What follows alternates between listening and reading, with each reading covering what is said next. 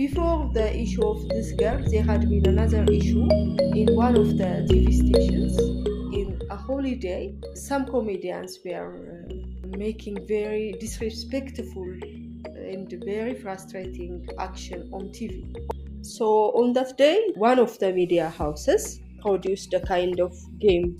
The game was, I can tell you a lie, and it's a make-believe lie. So one comedian says, once I had raped a girl. Even I can show you how she was acting while I was raping her.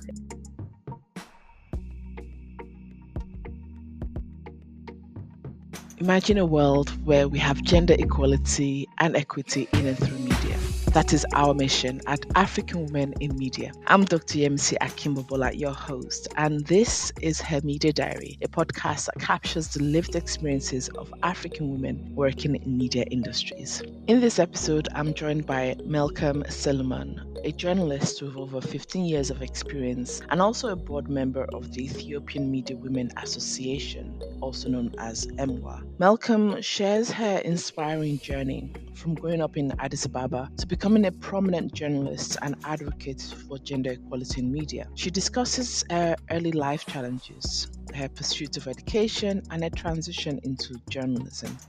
She also highlights her work with the Ethiopian Media Women Association and her dedication to amplifying women's voices through initiatives like the Kigali Declaration. Throughout this series, we'll be in conversation with some of the signatories of the Kigali Declaration on the elimination of gender violence in and through media in Africa by 2034, which is an initiative co-designed with the African Women in Media community. And in these conversations, we'll find out how these individuals have implemented the tenets of the declaration in their work as media practitioners. By inviting these voices into conversation, we hope to provide solutions to breaking down barriers faced by African women in media.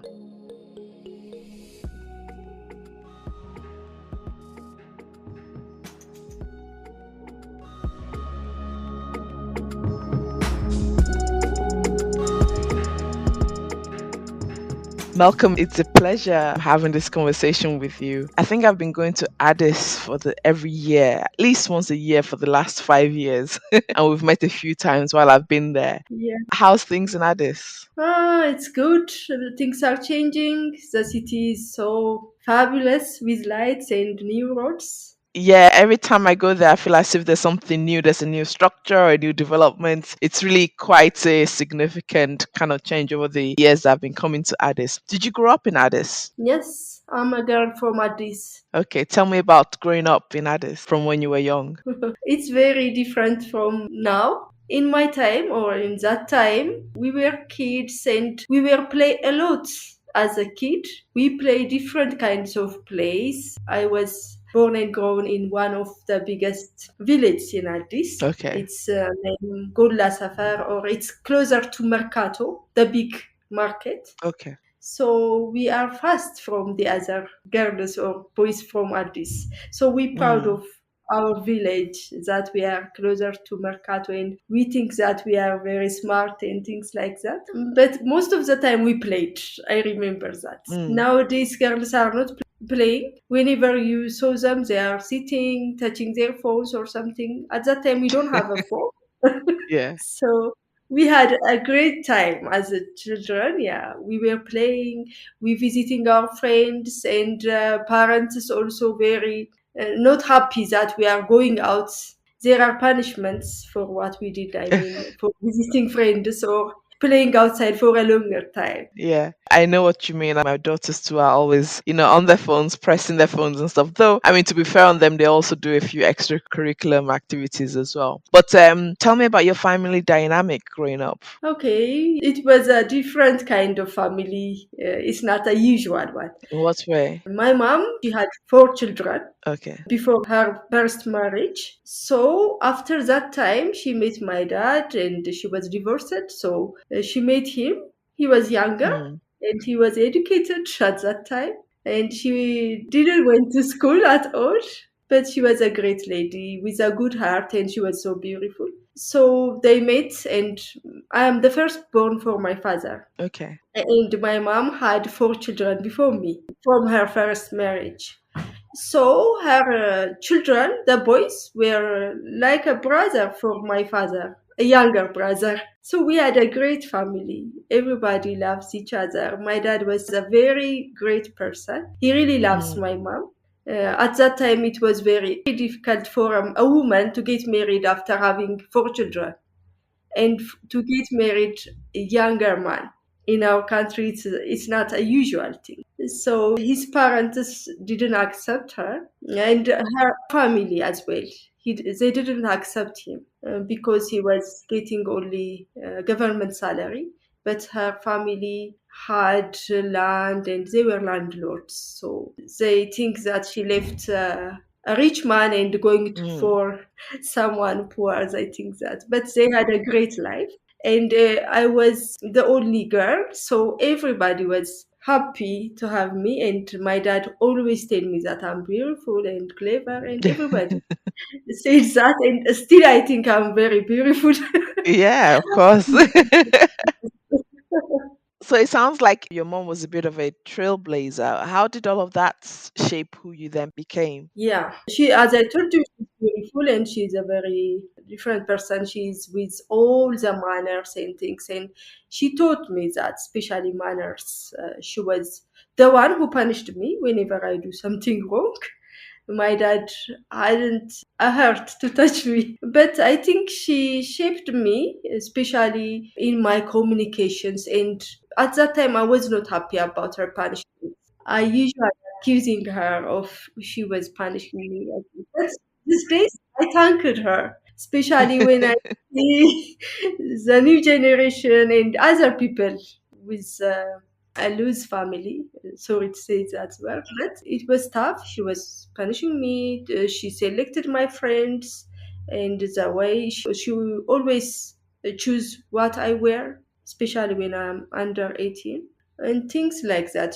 Everything has a discipline in our house. So I thanked Mm. her a lot now because it gives me a discipline and it makes me a good communicator. Yeah, I yeah. listen to people and I respect elders in any way. Elders in education, it might be someone very educated, it might be someone elder, and that gives me a lot in my life. Mm, mm. And how did you find yourself in journalism? Yeah, because I read a lot as a child. As I told you, my mom doesn't want us to go out and play with children. Sometimes I sleep out and play with children and I get my punishment. But most of the time, I sit at home and read. That was the only world for me. And it gives me a lot. I mean, it widened my horizon. Mm. So I just want to tell people that what I know. It was always something in my heart that I should have to tell them. People may not know this one, but they should have to know. So I think that makes me, that's the reason behind telling stories to people.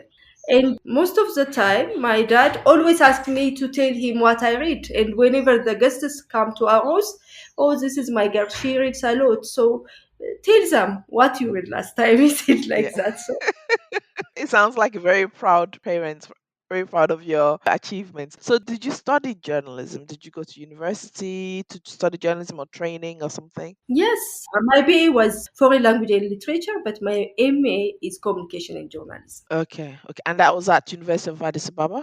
Yes, both in Addis. Tell us about that time of going to university. What was life like for you then in Addis and doing the program? Yeah, it was not smooth. I just not joining the university as a regular girl because I had to have a child before I joined the university. Okay. I was the best student, but yeah, sometimes problems come and I got pregnant. So I should have to take my matric or ESLC Ethiopian school living exam while I'm having a child.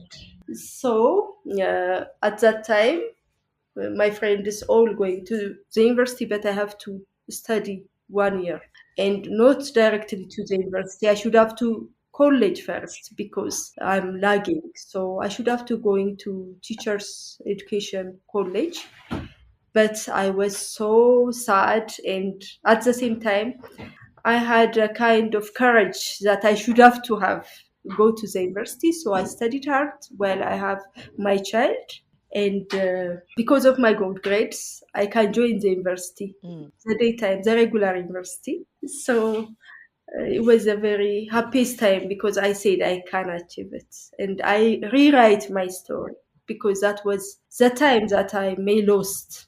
If I didn't get the chance to get in the university, I may lost. I can say that because I know many girls that whenever they have children when they are in the high school, they just lose it. But God helps me and my teachers and family, they all support me to get into the university again. So I think that's my great achievement. I mean, tell us more about that period in your life of getting pregnant and, dealing with all of these wider issues. What was that like for you? If you want to talk about it, obviously.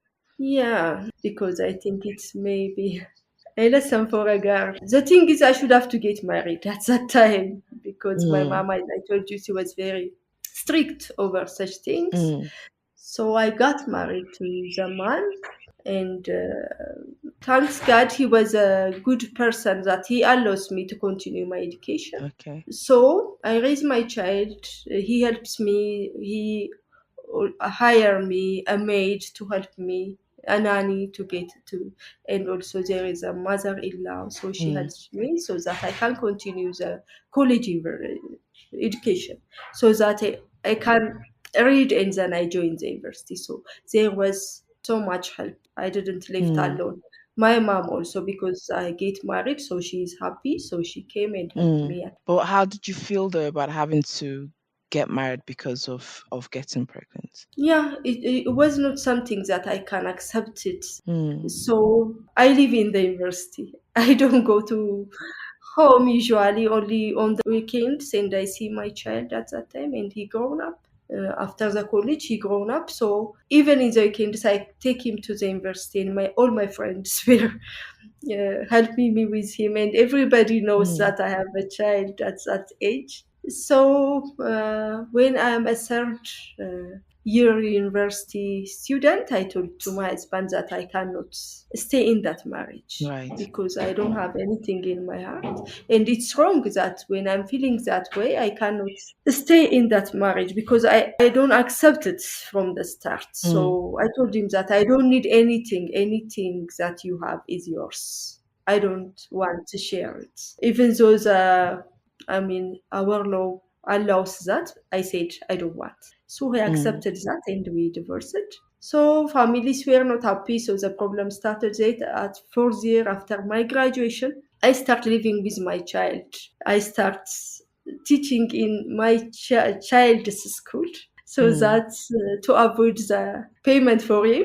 Okay. So I Wow. said, so I start living by myself immediately after Mm, graduation, mm, yeah, mm, with my mm. child. Yeah. I mean, that speaks a lot about your bravery, especially in the context that you're in, right? Being able to Yeah. kind of stand up to the circumstance and to do what you felt you needed to do for yourself. And I'm curious to know how you then transitioned from kind of that period to working in journalism. Yeah, after being a teacher, since journalism was in my heart, I really like teaching children.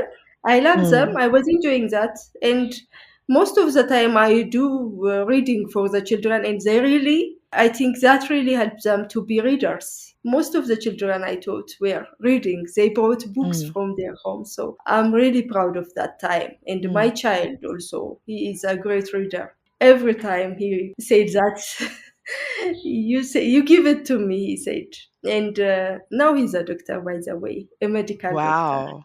Wow, that's amazing. That's amazing. Yeah, it's just like a friend for me. Yeah, yeah. Yeah, and because he's reading, that's all.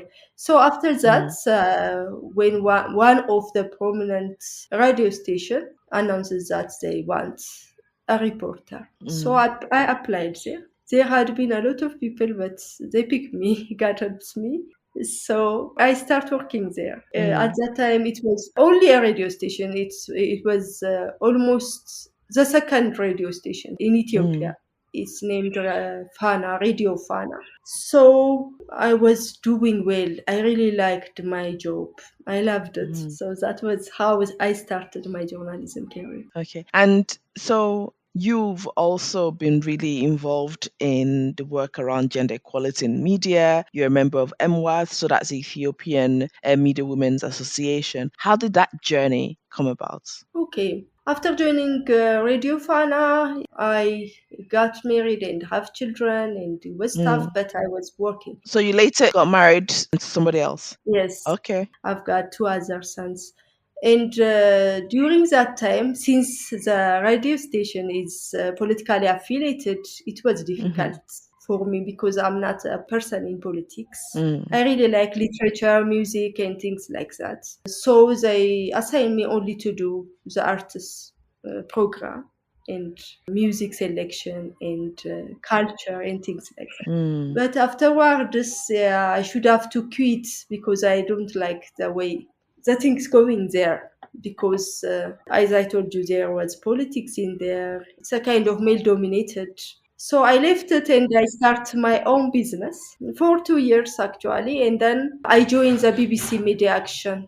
They also come to Ethiopia and they said they want some journalists, and I applied and they accepted me as a producer, and it was a life-changing situation for me. That is where I found the right journalism, how to practice it. So I really like it professionally. They were giving me plenty of trainings, production trainings, media leadership, you can name it. And it was a real journalism there. So I really like it. And fortunately, they had a maternal child radio show. So I was the host and the producer for that radio show. So I should have to go all over the country to collect audio materials and to meet Ethiopian women, rural women, very poor, with challenges. And I can see the real Ethiopia and the real women.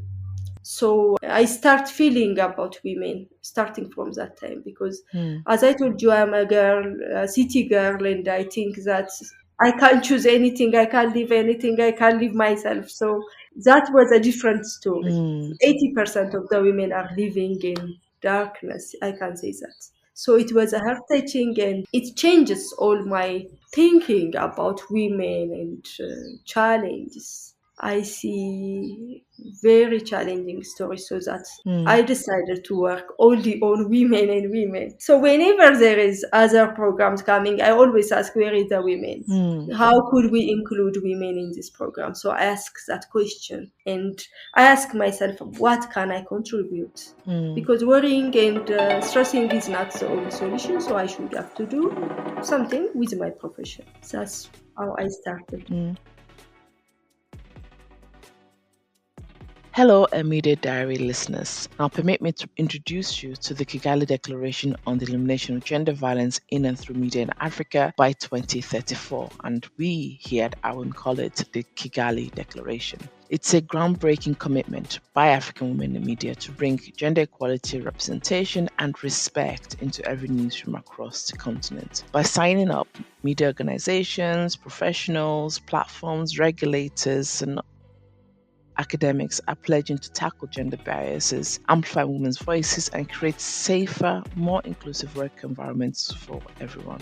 Imagine a media landscape that treats every story with balance and every voice with dignity. Adopting the Kigali Declaration isn't just a commitment, it's a powerful step forward towards social change, and it starts with you and I. If you're ready to be part of this change, visit the official Kigali Declaration website at africanwomeninmedia.com/declaration to learn more and to sign up. So you are one of the signatories to the Kigali Declaration, which we adopted at the conference last year. So the full name for our listeners is Kigali Declaration on the Elimination of Gender Violence in and through Media in Africa by 2034. It's a mouthful, but it's really important that we get all those words in there. And you are one of the signatories to this, right? And was adopted in Rwanda at the African Women in Media 2023 conference. Yes. So tell me, what does, especially when you reflect on what you've been saying about how reporting on the experiences of Ethiopian women in different parts of the country shaped your interest around gender equality. What does the declaration mean to you and your work as a woman, but then also in this kind of, dedication to telling women's stories? Yeah, this is a really good question because really find it very meaningful, the declaration, especially in our context, in Ethiopian context. As I told you, Mm, 80% of Ethiopian women are living in the rural, and many of the women working in women are city girls. And the media practitioners, you can say that in Addis, many media stations are in Addis. So I always feel that the real story of women are not covered, mm, and the real issue you cannot see or hear or listen in our stations, in our TVs about the real challenges of Ethiopian women. So mm, having this declaration and adopting this declaration into Ethiopia means voicing the challenges of those women, the 80%. So it's very meaningful, and I'm really proud of to be one of the mm. signatories. So tell me some of the things you've done as a result of kind of being a signatory to it and the way in which it resonates with your context. Okay. As the Ethiopian Media Women Association's board, first of all, the thing that we do or I do is putting this declaration into light that there is Mm-hmm. this declaration, so you should have to know, and we need to adopt this to our country's context. This is one. And the other thing, most of the time we invited in the medias for different reasons related to women and media and harassment and things. So whenever I'm being a guest in a film station or in a television program and something, I raise the issue of the declaration and that we need to adopt. And I also involve in other women organization as a GA. For instance, for Timran, it's a women's political participation affiliated organization. I'm the General Assembly head for that association. So in that association, I raise about this declaration. Okay. Yeah. Malcolm, you have to help me pronounce your radio show. Is it Yemeshish? Yimmachish. Yim? Yemechish. Yes. It sounds like my name, Yemechish. Yes. What does it what does it mean? Let you be comfortable for a woman. It means what? Let you be comfortable. Let you be comfortable. Okay, okay. Interesting. So it sounds like the same pronunciation as my name. Yeah, Yemeshish, Yemesi. Yeah. yeah. So tell us about that radio show. What was the focus of that radio show? Yeah, even starting from the name, it's not my name actually. The radio station's owner, she is a Okay. woman, a great woman. She gives that Yeah. name for the program. So it's a kind of, when start with the naming, it's something that people say to each other. For Okay. instance, if I ask you something, I ask you to go out, and you said, no, I'm not feeling good. Okay, yimmachish, I said. As you wish, for your comfort, for a woman, Yeah. okay? As Yeah. you say, So like something do like do that. what makes you feel comfortable. Yes, that is the word. Okay. Okay. That's Okay. the phrase.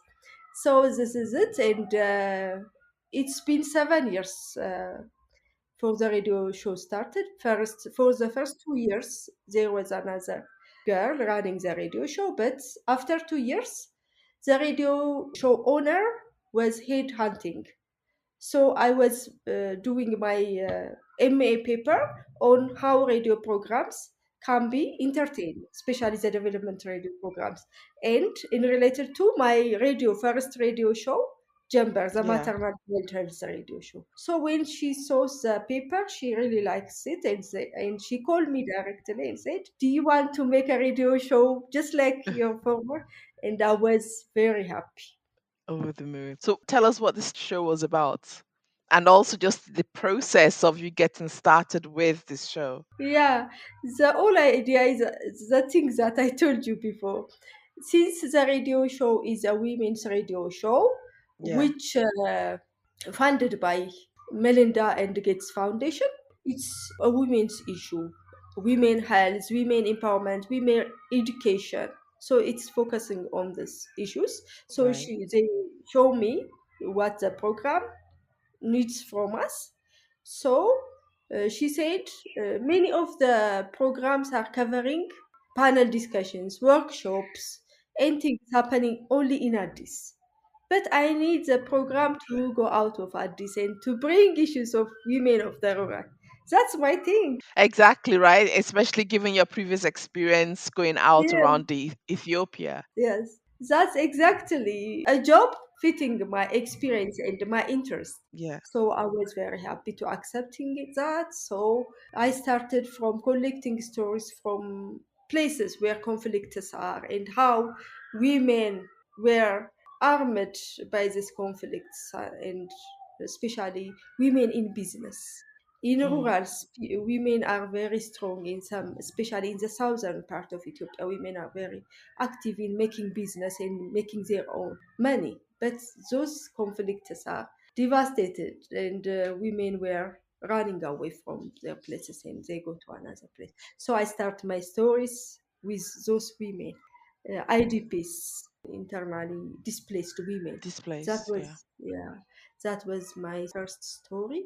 So the program's focus is to put some light on the challenges of women, and then inviting experts on that, and Hmm. making the program in relation to human rights and in relation to political participation, in related to access to health, access to education. So it's a magazine format program. So I bring stories from the rural and I invite experts. I do literary works, poems, and musics also within the program. It's a Wow. 55 minutes weekly radio show, and it had a repeat on Sundays. So many people had a chance to listen to it. Yeah. So I had been producing it for 5 years, almost 6 years, and now it stopped. But I'm trying my best to continue. Mm, that's interesting. And I remember when I was in Addis earlier this year. So I recently came back last week from Addis actually. But I was also in Addis in August.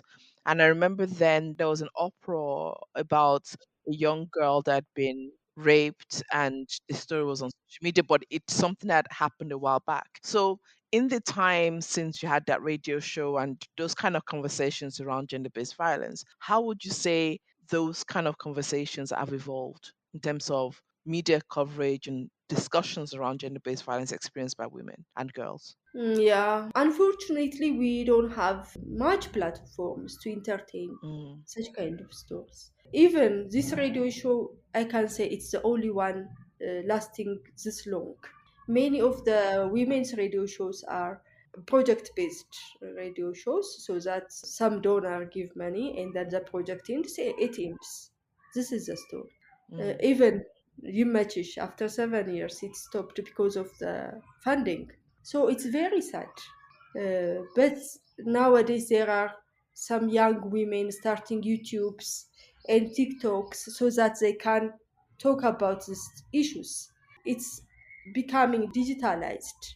So the digital platform helps us to bring out such kind of stories. That's why we can listen more stories these days, something like that.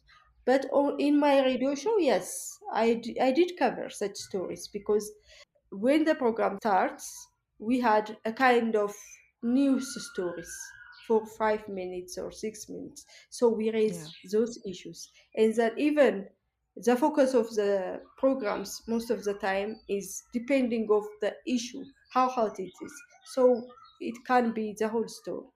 We can Mm, invite guests, or we can make it phone in on the such occasions. We make the program phone in so that people start calling and the expert sits in the studio with me discussing. So we did cover such kind of stories. Yes.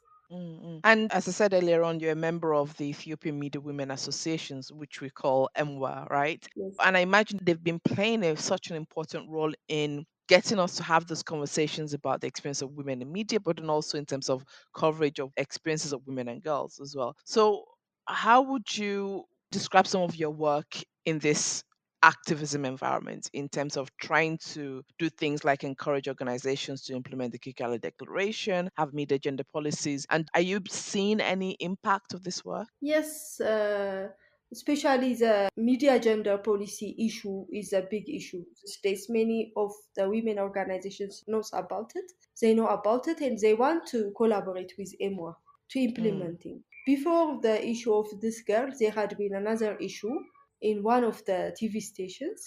In a holiday, some comedians were making very disrespectful and very frustrating action on TV on a holiday day.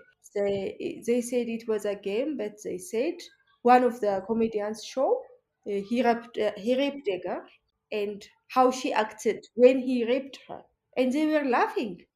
no. On national TV, like, wow. It had been last year on a Christmas day. For us, Christmas is January 7th. So on that day, the one of the media houses produced a kind of game, and the famous comedians had been part of that game. Mm, So the game was I can do a bitter lie. I can tell you a lie, and it's a make believe lie.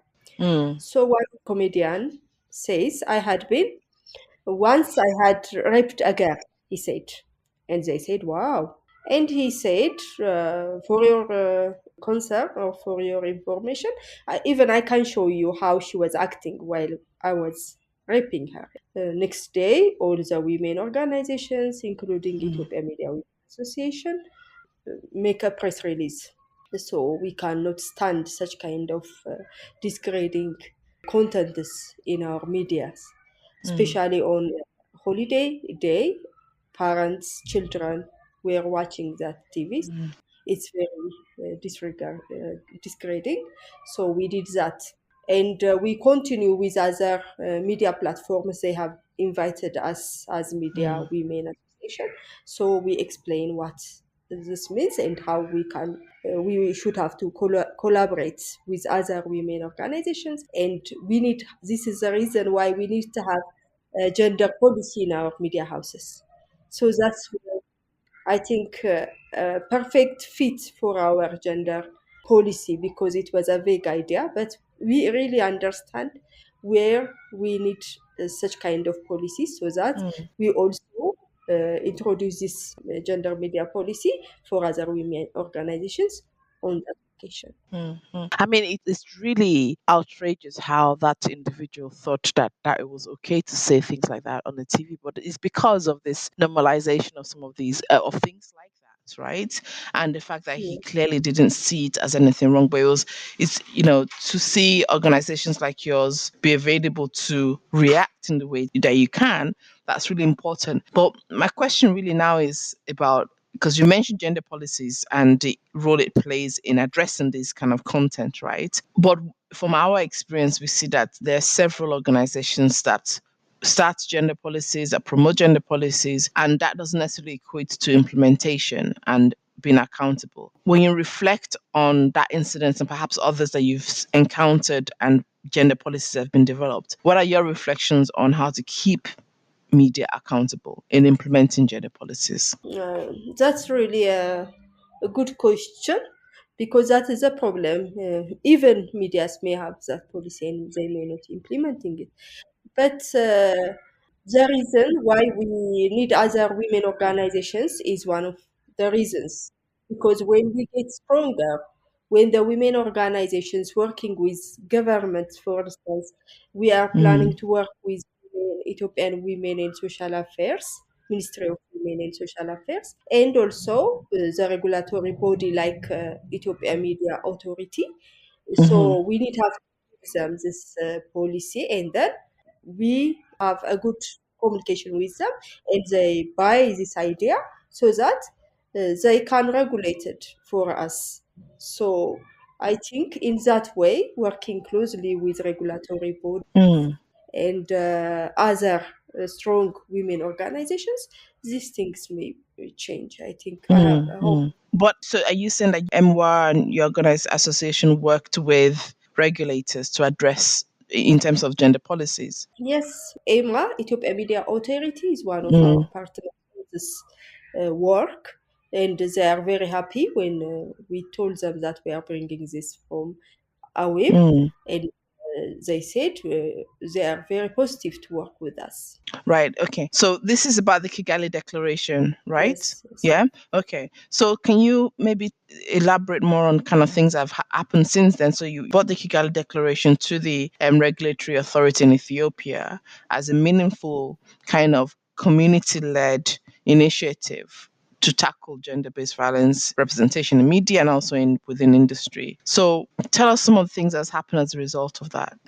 As I mentioned earlier, we introduced this Kigali Declaration for Mm-hmm. women organizations and also the wider community, because the incident that's happening about the joke I told you is very Mm, close to the time when we get back from Kigali.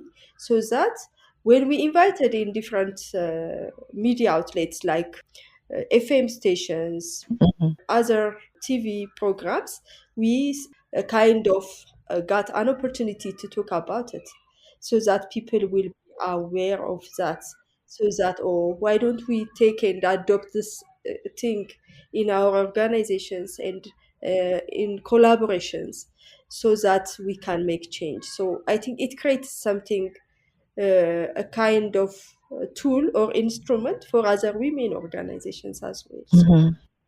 we a kind of lobbying job throughout this time, and I think that's very fruitful. And how do you maintain that momentum, right? So you started this process, this advocacy, and working with the Kigali Declaration, looking at gender sensitive media policies. How do you maintain momentum in the advocacy work? Yeah, most of the time, issues like that are raised in our context as a country in conflict. Mm, Gender-based violence is a day-to-day for us, because you can listen something very different from other part of the world in related to GBV in Ethiopia right now. There is rape, women are getting killed by their spouses, brides killed even less than a week's time. So we have many occasions to talk about this Kigali declaration and to advocate it. So I mm. think we such kind of times that there is a kind of instrument, a kind of tool, so that we need to adapt and we need to have to work with it. Yeah.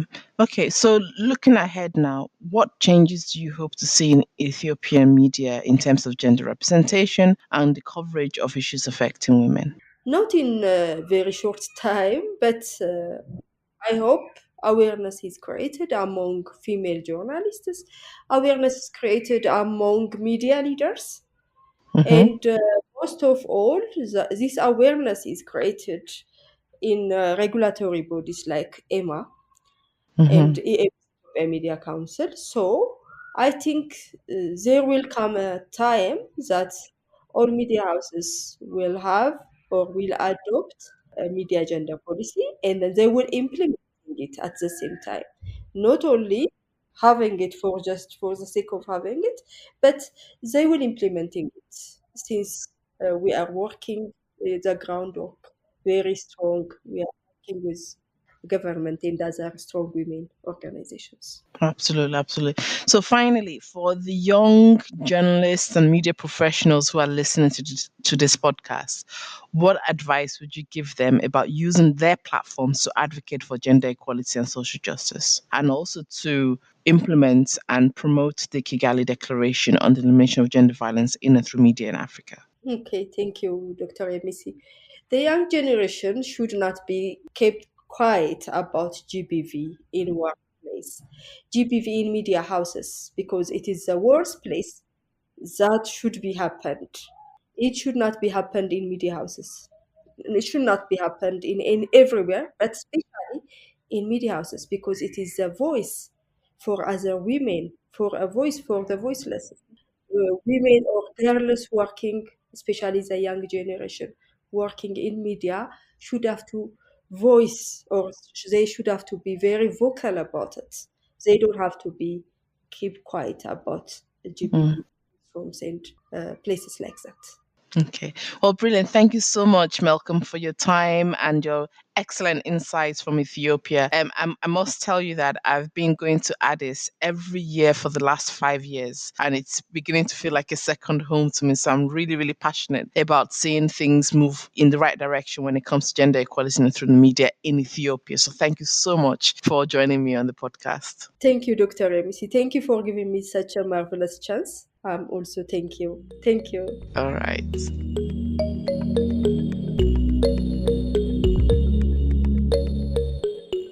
Malcolm's path to journalism was not a straightforward one, and in many cases that is the case.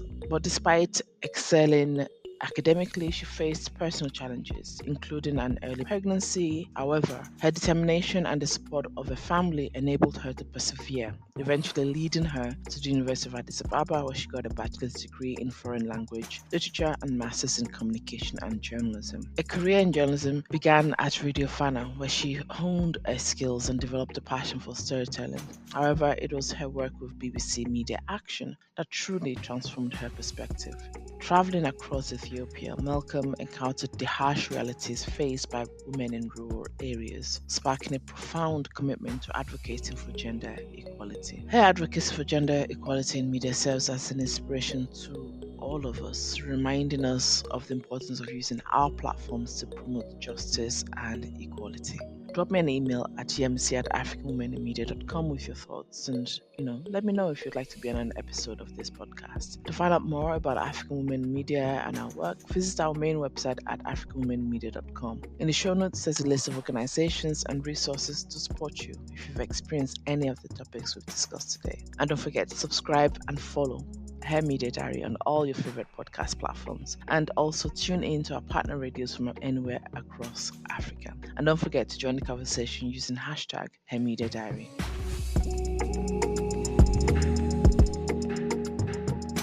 Her Media Diary is a product of African Women in Media, an NGO advocating for gender equality in the media industry. And this episode was hosted by Dr. Yemisi Akimbobola, produced and edited by Blessing Odeobase as part of a 4-episode series on the Kigali Declaration. All music featured in this podcast is by Nana Kwabena. Thanks for listening, and join us again next time.